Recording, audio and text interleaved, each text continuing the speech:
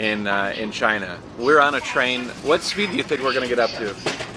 Oh, it's quite a short journey, so probably a couple 200, 250 kilometers an hour, maybe a little bit more. Maybe a little bit more. Certainly we won't feel it because this railway is super smooth, you know?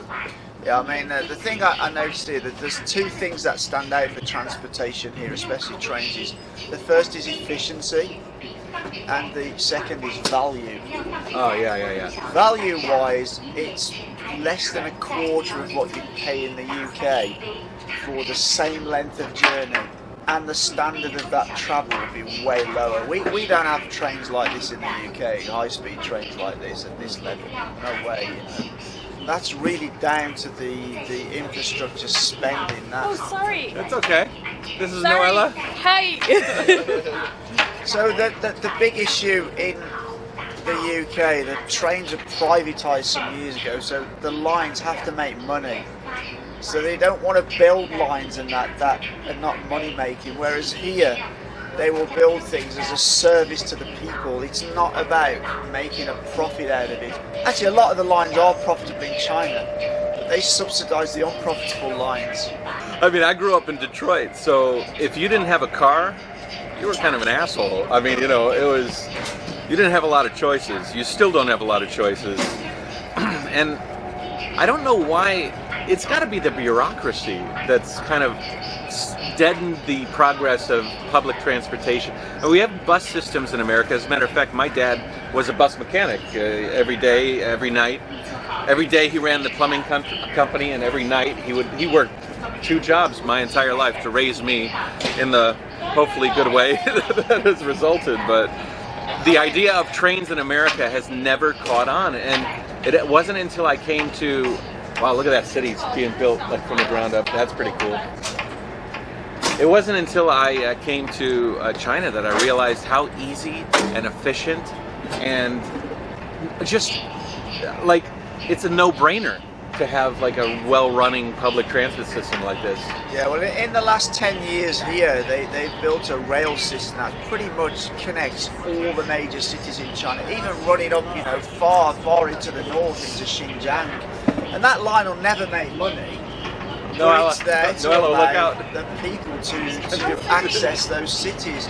And I think I don't necessarily agree with you about that it's the bureaucracy. I think it comes down to that. They just don't have the money to invest, or they don't see the benefit of investing that money in infrastructure. Whereas here, they have a saying, if you want to be successful, build the roads first. Right.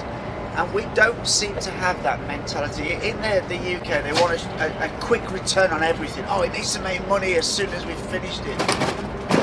Whereas here, they look at putting this massive investment in rail, and they will think about getting the return in 10 years' time, 15 years' time, when so much more business and commerce can be done because you have that infrastructure in place. Well, in a lot of ways, the Belt and Road Initiative is like the ultimate personification of lay down the roads and the build it. You know, you have just diverting off the transport bit. Yeah. There's a lot of people going, oh, look at all these ghost cities they build in China, but actually, you go back to those cities 5 years after they're built, and they're teeming, heaving with people because you've got this massive urbanization. Would you like to go to one of those cities today? The one from like 5 or 10 years ago, the story, and let's take a look at it. Absolutely, yeah. I mean, that'd be cool, because I bet you it's packed now, thriving with people. But that's what infrastructure does. Yeah. You know, they'll build these cities. They'll build the city 2 years later. They'll put high-speed rail there and metro lines. All of a sudden, boom. Lee, wait. But how are we going to afford all the bombs? How are we going to afford all the bombs? The what? The bombs, you know, the wars. I mean, you know. Oh, yeah, well. I mean, listen, roads or bombs. You got to choose. And, you know, I'm American, man. We like our bombs. Yeah. I mean, I think, you know, the sort of governments in the UK, years and years, the amount of money that has been wasted because they don't have the right people in government to manage those projects. They don't have Bye-bye. They don't have the right people managing those projects. So here they'll look at infrastructure, and there'll be a huge amount of people within the government who have engineering experience and infrastructure experience. So they do it efficiently, they do it cost effectively, and that's something that they really